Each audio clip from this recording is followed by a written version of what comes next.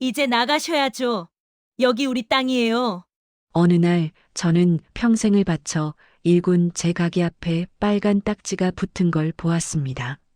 슈퍼 같은 거 하시는 분이 무슨 권리를 주장해요? 그 목소리의 주인공은 놀랍게도 30년 전 제게 3천만 원을 빌려간 친구였습니다. 어머니, 걱정하지 마세요. 제가 다 해결할게요. 하지만 제 딸아이는 제가 모르는 무언가를 준비하고 있었습니다. 만약 제가 그때 포기했다면 어떻게 됐을까요? 평생 일군 터전을 헐값에 빼앗기고 30년 전 빌려준 3천만 원도 영영 날렸을 겁니다. 더 큰 문제는 조합장이 횡령한 30억 원도 그대로 묻혔을 거라는 사실입니다. 한 사람의 용기가 수십 명의 피해자를 구했습니다. 이 이야기는 포기하지 않는 것의 가치에 대한 이야기입니다. 재개발은 이제 우리 주변 어디서나 일어나는 일입니다.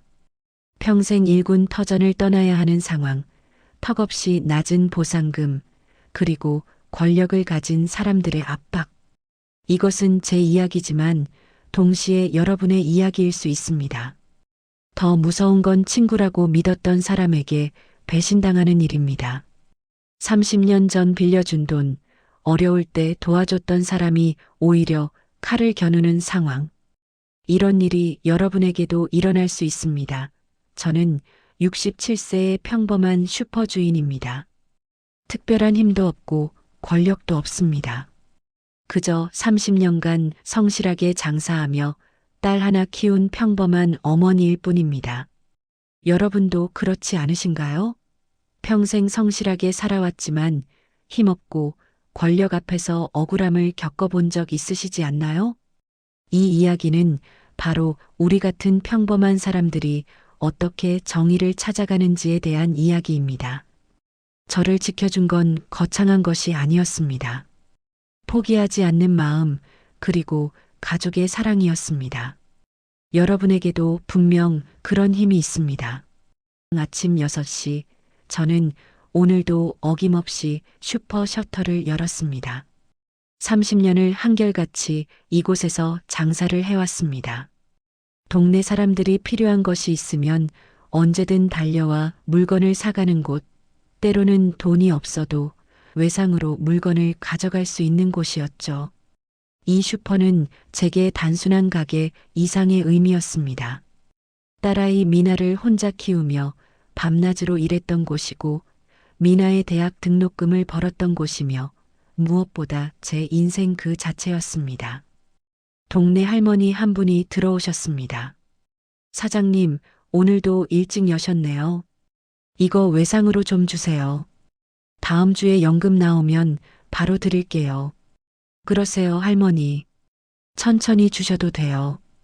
외상 장부를 꺼내 적으며 저는 웃었습니다. 이 장부에는 동네 사람들의 이름이 빼곡히 적혀 있었습니다. 어떤 분은 몇 년째 외상값을 못 갚고 계시지만 저는 재촉하지 않았습니다. 다들 형편이 어려운 걸 아니까요. 그날 오후 우편함에서 낯선 봉투 하나를 발견했습니다. 재개발 조합이라는 이름이 적혀 있었습니다. 손이 떨렸습니다. 예감이 좋지 않았거든요. 봉투를 뜯어보니 재개발 사업 안내문이었습니다. 이 일대가 재개발 구역으로 지정되었고 6개월 이내에 이주해야 한다는 내용이었습니다. 보상금 예상액을 보는 순간 눈앞이 캄캄해졌습니다. 3천만 원. 제가 30년간 일군 이 가게와 건물이 고작 3천만 원이라니요. 주변 상가들은 평균 1억 이상을 받는다고 들었는데 왜 제 가게만 이렇게 낮은 건지 이해할 수 없었습니다. 재개발 조합 설명회가 열린다는 공지를 받았습니다. 저는 불안한 마음을 안고 동네 주민회관으로 향했습니다. 회관은 이미 사람들로 가득 차 있었습니다. 모두들 저처럼 불안한 표정을 짓고 있었죠. 단상에 조합장이 올라왔습니다. 김태수라는 이름표를 단 70대 남성이었습니다. 양복을 말끔하게 차려입은 그는 능숙한 말솜씨로 재개발 사업의 장밋빛 미래를 설명하기 시작했습니다. 여러분, 이번 재개발로 우리 동네가 완전히 달라집니다. 낡은 건물들은 사라지고 깨끗한 아파트가 들어서죠. 여러분의 자산 가치도 몇 배로 올라갈 겁니다. 사람들은 웅성거렸습니다. 하지만 저는 뭔가 석연치 않은 느낌을 지울 수 없었습니다. 조합장 옆에 서 있는 여자가 눈에 들어왔습니다. 화려한 옷을 입고 명품 가방을 든 그 여자의 얼굴이 낯익었습니다. 심장이 쿵 하고 내려앉았습니다. 최경희, 30년 전 제게 3천만 원을 빌려간 친구였습니다. 당시 경희는 사업 자금이 필요하다며 울면서 제게 돈을 빌려달라고 했습니다. 저도 그때 형편이 넉넉하지 않았지만 친구를 도와야 한다는 생각에 모아둔 돈을 모두 빌려줬습니다. 그 돈은 미나의 대학 등록금을 위해 모은 돈이었습니다. 경희는 6개월 안에 갚겠다고 약속했습니다. 하지만 그 뒤로 연락이 끊겼습니다. 전화번호도 바뀌었고 이사를 간 건지 집에도 없었습니다. 저는 그렇게 3천만 원을 날렸고 미나의 대학 등록금을 마련하기 위해 더 많이 일해야 했습니다. 그런 경희가 지금 저 앞에 서 있었습니다. 명품으로 온몸을 치장하고 조합장 부인 행세를 하면서 말이죠. 설명회가 끝난 후 저는 경희에게 다가갔습니다. 손이 떨렸지만 꾹 참고 목소리를 냈습니다. 경희야, 나야. 순이. 경희는 저를 물끄러미 쳐다봤습니다. 분명 저를 알아봤습니다. 하지만 그녀의 입에서 나온 말은 예상 밖이었습니다. 죄송한데 저 모르는 분 같은데요. 경희야, 나 박순이야. 고등학교 때 같은 반이었잖아. 경희의 얼굴에 짜증 섞인 표정이 스쳤습니다. 아, 혹시 순이? 맞네. 오랜만이다. 그런데 여기는 무슨 일로 왔어? 목소리가 냉랭했습니다. 30년 만에 만난 친구를 대하는 태도가 아니었죠. 나 여기서 슈퍼해. 30년째. 그런데 경희야, 너 나한테 빌려간 돈. 말을 끝내기도 전에 경희가 손을 내저었습니다. 무슨 소리야? 내가 언제 돈을 빌렸어? 순이야, 나이 들면 기억이 가물가물해지나 보네. 충격이었습니다. 빌려간 사실 자체를 부정하다니요. 경희야, 3천만 원이야. 30년 전에 내가 사업 자금 필요하다고. 순이야, 증거라도 있어? 없으면 그런 말 하지 마. 명예훼손으로 고소당할 수도 있어. 경희의 목소리는 차갑게 식어 있었습니다. 옆에 있던 조합장 김태수가 다가왔습니다. 여보, 무슨 일이야? 아무것도 아니에요. 옛날 친구인데 기억이 좀 혼동되시나 봐요. 김태수는 저를 위아래로 훑어봤습니다. 그 시선에는 명백한 무시가 담겨 있었습니다. 아, 그 슈퍼 하시는 분이시군요. 보상금 안내 받으셨죠? 네, 그런데 너무 적게 책정된 것 같아서요. 적절한 금액입니다. 조합에서 감정평가를 받은 거니까요. 김태수는 그렇게 말하고는 경희와 함께 자리를 떠났습니다. 저는 그 자리에 멍하니 서 있을 수밖에 없었습니다. 집에 돌아온 저는 한동안 소파에 앉아 멍하니 있었습니다. 30년 전 기억이 파노라마처럼 지나갔습니다. 경희가 울면서 매달리던 모습, 꼭 갚겠다고 약속하던 모습, 차용증을 쓰면서도 친구 사이에 이런 게 무슨 의미냐며 민망해하던 모습. 그래요, 차용증이 있었습니다. 경희가 쓴 차용증을 저는 아직도 가지고 있었습니다. 서랍 깊숙한 곳에서 오래된 봉투를 꺼냈습니다. 누렇게 바랜 종이에 경희의 필체로 쓰인 차용증이 나왔습니다. 본인 최경희는 박순희에게 금 3천만 원을 차용하며 6개월 이내에 변제할 것을 약속함. 1995년 3월 15일. 서명과 도장까지 찍혀 있었습니다. 그때 현관문이 열리는 소리가 들렸습니다. 미나가 퇴근한 것이었습니다. 엄마, 다녀왔어요. 오늘 저녁은 뭐예요? 저는 미나에게 모든 것을 말했습니다. 재개발 통지, 터무니없는 보상금, 그리고 30년 만에 만난 경희의 배신까지. 미나의 표정이 점점 굳어갔습니다. 엄마, 차용증이 아직 있다고요? 응력이 있어. 미나는 차용증을 찬찬히 살폈습니다. 금융감독원에서 일하며 각종 서류를 다루는 일이 많았던 미나는 전문가의 눈으로 차용증을 검토했습니다. 엄마, 이거 법적 효력이 있어요. 공소시효는 지났지만 민사상 부당이득 반환 청구는 가능해요. 그게 무슨 말이니?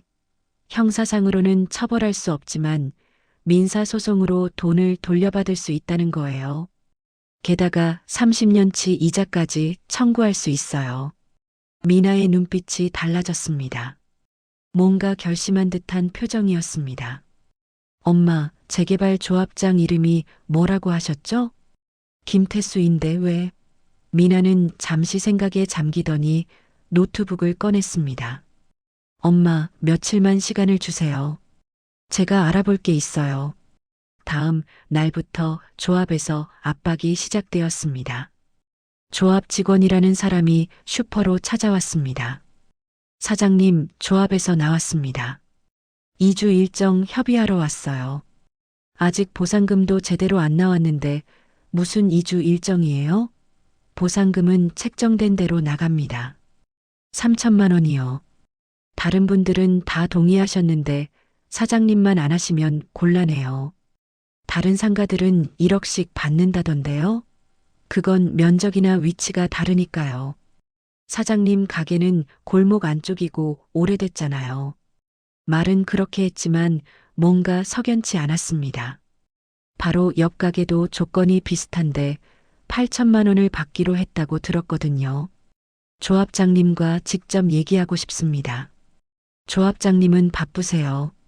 저를 통해서 얘기하시면 됩니다. 직원은 서류 뭉치를 내밀었습니다. 여기 동의서에 서명만 하시면 돼요. 빨리 하실수록 좋습니다. 생각할 시간을 주세요. 다음 주까지 답 안 주시면 강제 집행 들어갑니다. 강제 집행이라는 말에 가슴이 철렁 내려앉았습니다. 하지만 저는 고개를 저었습니다. 법적으로 검토해보고 답하겠습니다. 직원은 인상을 쓰며 나갔습니다. 문을 닫으며 중얼거리는 소리가 들렸습니다. 에휴, 고집불통이네. 그날 저녁 슈퍼 앞에 누군가가 서 있었습니다. 최경이었습니다. 경이는 슈퍼 앞에서 저를 기다리고 있었습니다. 명품 코트를 입고 있었지만 얼굴에는 짜증이 가득했습니다. 순이야, 왜 조합일 방해하는 거야? 방해? 나는 정당한 보상을 요구하는 것뿐이야. 경희가 한숨을 쉬었습니다. 순이야, 현실을 봐. 내 가게가 얼마나 낡았는데 3천만 원도 많이 받는 거야. 다른 상가들은 더 받던데? 그건 조건이 다르니까. 순이야, 우리 옛날 친구잖아. 내가 특별히 신경 써서 3천이라도 받게 해준 거야.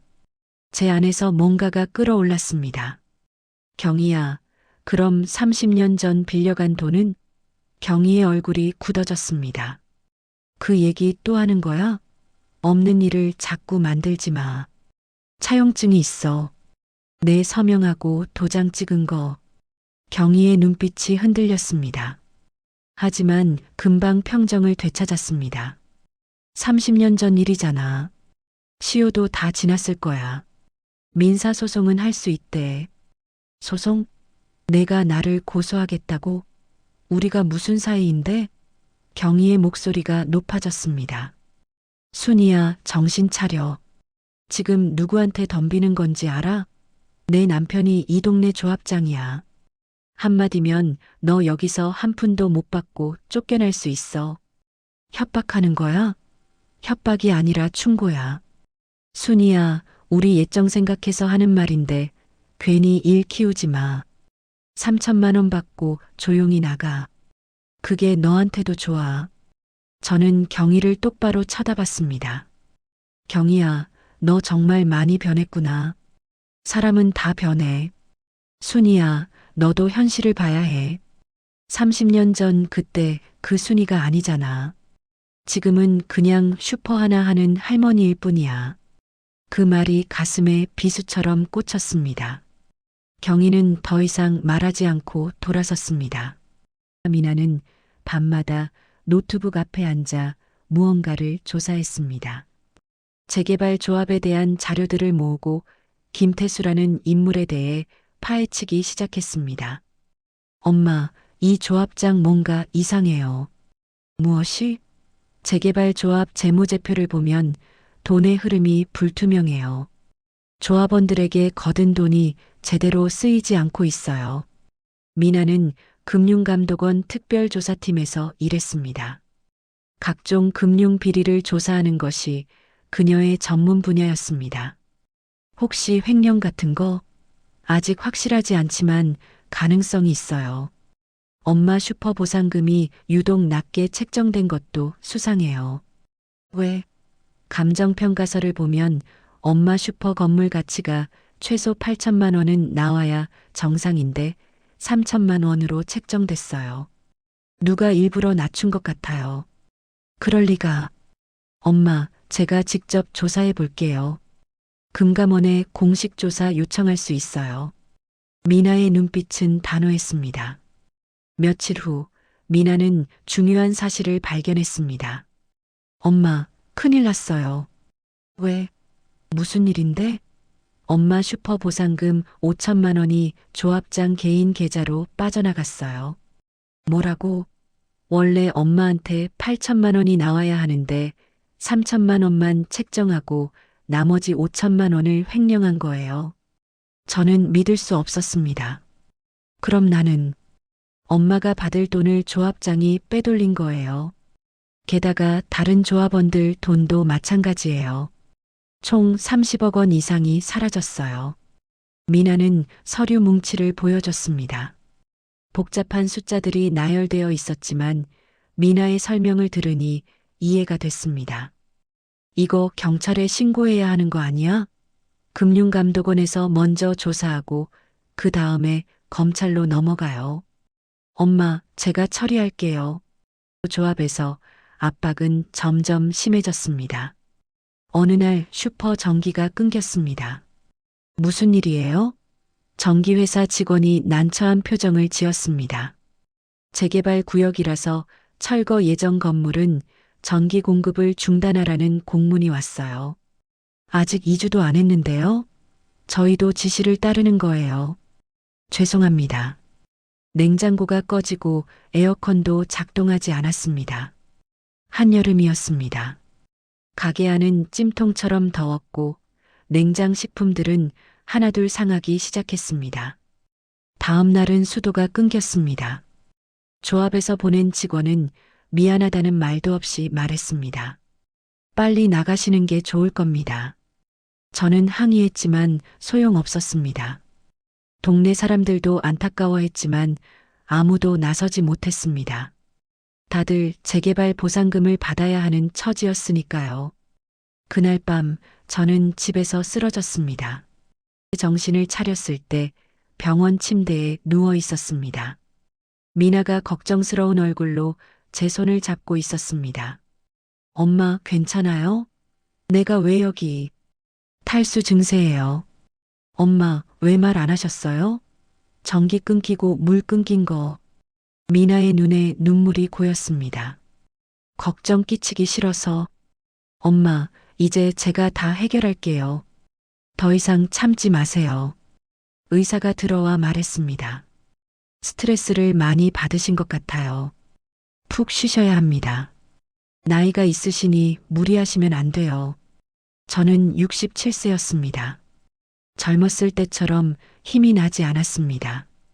30년간 새벽같이 일어나 가게를 열고 밤늦게까지 일하며 살아온 몸은 이제 많이 지쳐 있었습니다.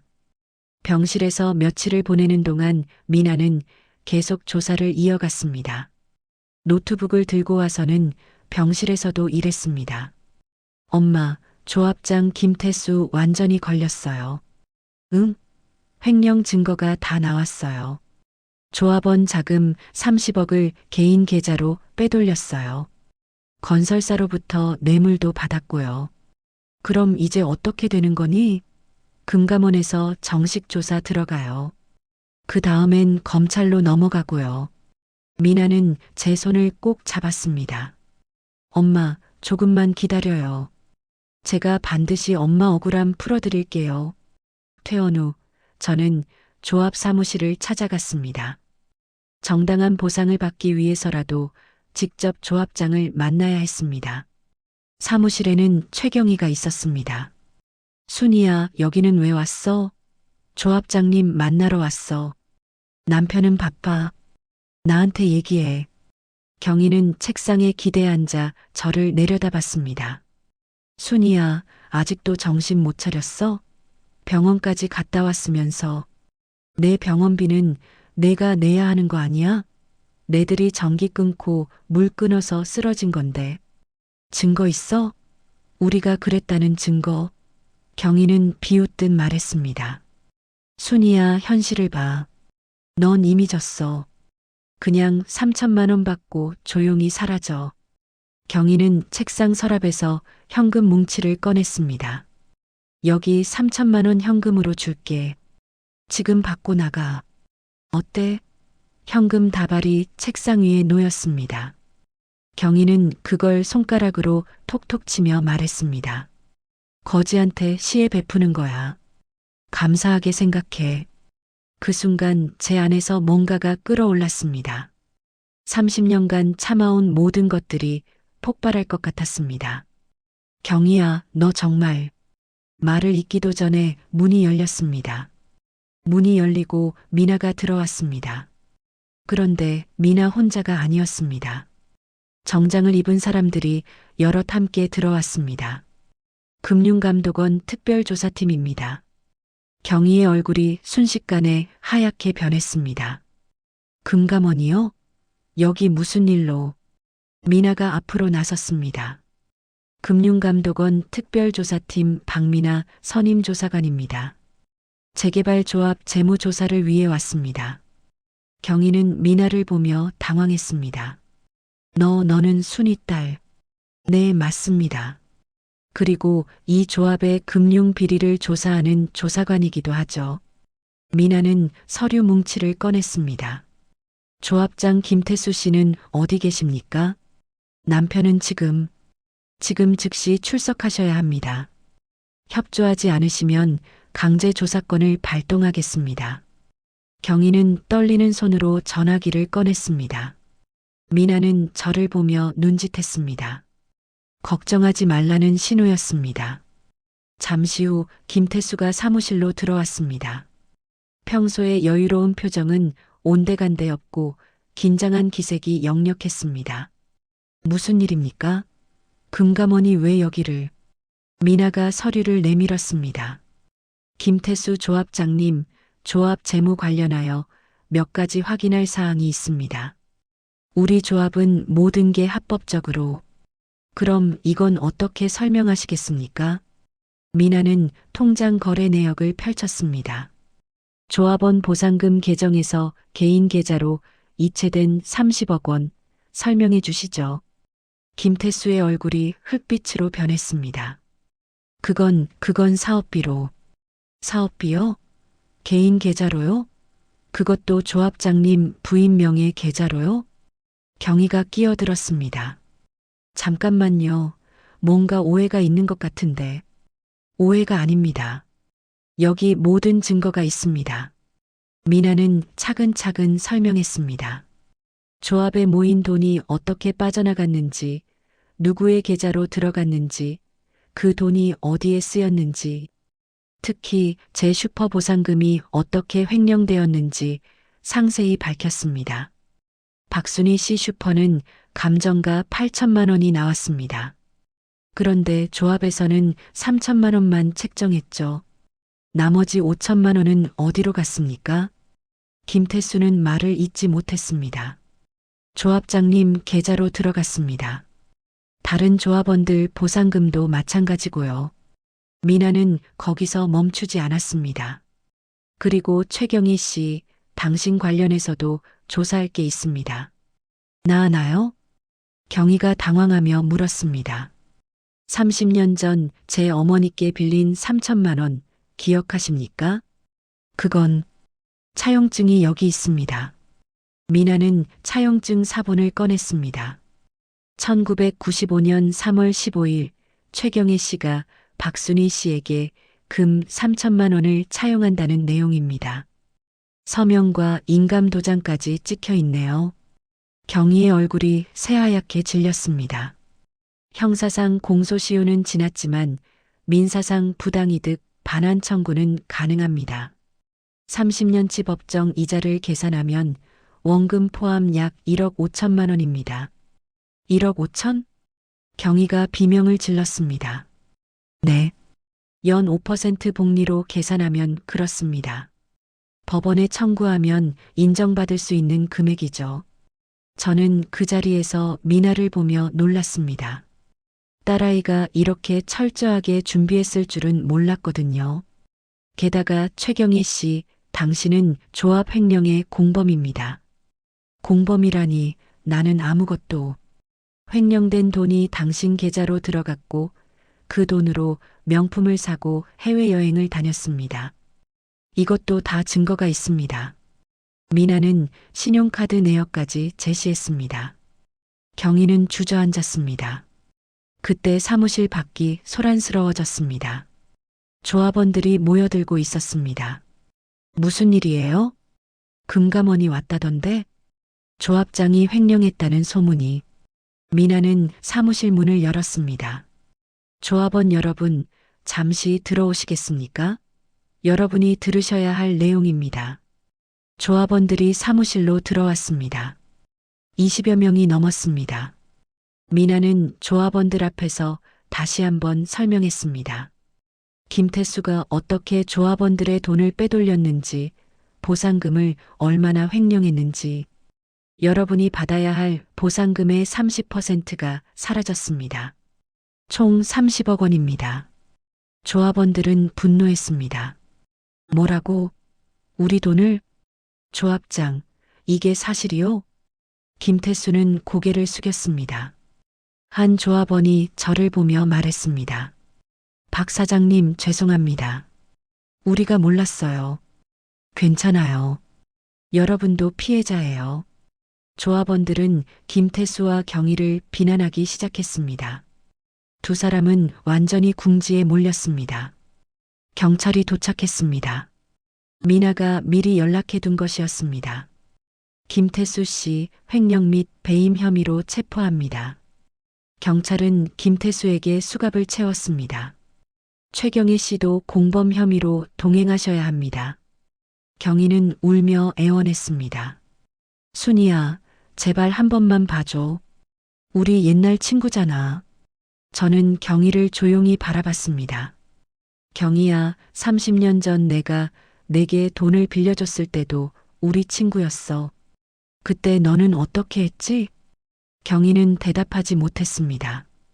이제 법대로 하자. 그게 맞는 것 같아. 경희는 고개를 떨구었습니다. 김태수와 경희는 경찰차에 실려갔습니다. 조합원들은 박수를 쳤습니다. 미나가 제 곁으로 왔습니다. 엄마, 괜찮으세요? 응. 고마워, 미나야.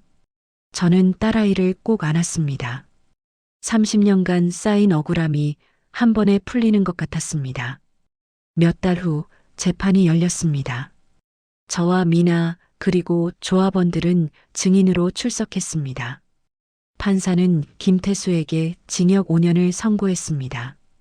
피고인은 조합장이라는 지위를 이용하여 조합원들의 재산을 횡령했습니다. 특히 약자인 소상공인의 보상금까지 빼돌린 것은 용서받을 수 없는 범죄입니다. 최경희도 징역 2년을 선고받았습니다. 피고인은 횡령의 공범이며 30년 전 차용금도 갚지 않은 채 피해자를 모욕했습니다. 이는 인간적 도리에 어긋나는 행위입니다. 재판부는 또한 민사 판결도 내렸습니다. 최경희는 박순희에게 원금 3천만 원과 30년치 이자 1억 2천만 원, 총 1억 5천만 원을 지급하라. 경희는 눈물을 흘렸지만 저는 담담했습니다. 재판 후 미나가 말했습니다. 엄마, 이제 정당한 보상금도 다 받을 수 있어요. 슈퍼는 8천만 원, 경희한테 받을 돈 1억 5천만 원 합치면 충분해. 충분해. 저는 만족했습니다. 돈 때문이 아니었습니다. 억울함이 풀린 것만으로도 충분했습니다. 저는 받은 보상금으로 새로운 곳에 작은 카페를 열었습니다. 슈퍼가 아닌 카페였습니다. 엄마, 왜 카페예요? 이제는 좀 여유롭게 살고 싶어서. 슈퍼는 30년 했으니 충분해. 카페는 조용한 주택가에 있었습니다. 작지만 아늑했습니다.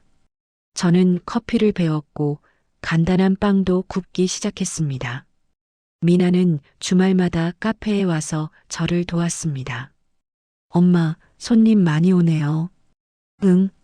동네 사람들이 많이 와줘. 예전 슈퍼 단골들도 찾아왔습니다. 사장님, 여기도 외상되나요? 농담 삼아 물었지만 저는 웃으며 대답했습니다. 카페는 현금만 받아요. 대신 커피는 서비스로 드릴게요. 카페에는 여전히 작은 외상 장부가 있었습니다. 누군가 돈이 없으면 외상으로라도 커피를 마실 수 있게요. 미나는 그걸 보며 웃었습니다. 엄마는 정말 안 변하시네요. 사람은 쉽게 안 변해. 좋은 쪽으로든 나쁜 쪽으로든.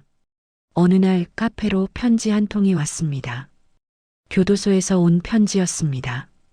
최경희의 편지였습니다. 순이야, 잘 지내니? 나는 여기서 매일 반성하며 지내. 30년 전 내게 진 빚, 그리고 최근에 너한테 한 짓들 모두 미안해. 나는 돈을 쫓다가 인간성을 잃었어. 내가 준 따뜻함을 잊고 살았어. 출소하면 너한테 직접 사과하러 갈게. 용서받을 자격은 없지만 그래도 미안하다는 말은 꼭 하고 싶어. 너는 정말 변하지 않았구나. 30년 전이나 지금이나 똑같이 착한 순이야. 나는 많이 변했지만 너는 그대로더라. 그게 부러워. 편지를 읽으며 저는 복잡한 감정이 들었습니다. 화가 나면서도 한편으로는 안쓰러웠습니다. 엄마, 답장 쓰실 거예요? 미나가 물었습니다. 아니, 그냥 두자. 왜요? 경희가 진짜 반성하는지는 시간이 말해줄 거야. 편지 한 통으로는 알 수 없어. 하지만 저는 경희를 용서했습니다. 마음속으로는 이미 용서했습니다. 그게 제 마음이 편했거든요. 재개발은 새로운 조합장 아래서 다시 시작되었습니다. 이번에는 모든 게 투명하게 진행되었습니다. 조합원들이 카페로 찾아왔습니다. 박 사장님, 덕분에 우리 모두 정당한 보상을 받게 됐어요. 다 미나가 한 거예요. 아니에요. 사장님이 포기하지 않으셨으니까 가능한 일이었죠. 조합원 한 분이 말했습니다. 사장님, 우리가 그때 도와드리지 못해서 정말 죄송했어요. 괜찮아요. 다들 어려운 처지였잖아요. 그래도 미안해요. 앞으로는 서로 도우며 살아요. 조합원들은 카페에서 커피를 마시며 이런저런 이야기를 나눴습니다. 재개발 이후 어떻게 살 것인지, 새로운 계획은 무엇인지. 저는 그들의 이야기를 들으며 행복했습니다. 돈보다 중요한 건 사람이라는 걸 다시 한번 느꼈습니다. 카페는 동네 사람들의 사랑방이 되었습니다. 어르신들이 모여 차를 마시고 젊은 엄마들이 아이들과 함께 오고 학생들이 공부하러 왔습니다. 어느 날 저녁 미나와 함께 카페 테이블에 앉아 커피를 마셨습니다. 엄마, 행복하세요? 응, 정말 행복해. 슈퍼 할 때보다요? 그때는 생존이었어. 지금은 삶이야. 미나가 미소 지었습니다. 엄마, 저 자랑스러워요. 내가? 네. 엄마는 30년 동안 혼자 저를 키우시고 그 힘든 상황에서도 굴하지 않으셨어요. 정말 대단하세요. 저는 미나의 손을 잡았습니다. 미나야, 엄마가 더 자랑스러워. 내가 있어서 엄마가 이겨낼 수 있었어. 모녀는 서로를 바라보며 웃었습니다. 창밖으로는 석양이 지고 있었습니다. 붉은 노을이 카페 안을 따뜻하게 물들였습니다. 저는 생각했습니다. 인생은 돌고 돈다고. 30년 전 빌려준 돈은 30년 만에 돌아왔고 30년간 참았던 억울함도 풀렸습니다. 그리고 가장 중요한 건 저는 변하지 않았다는 것입니다. 돈 때문에, 힘 때문에 사람을 무시하지 않았고 어려운 사람을 도왔고 끝까지 포기하지 않았습니다. 그게 제 인생이었고 앞으로도 그럴 것입니다.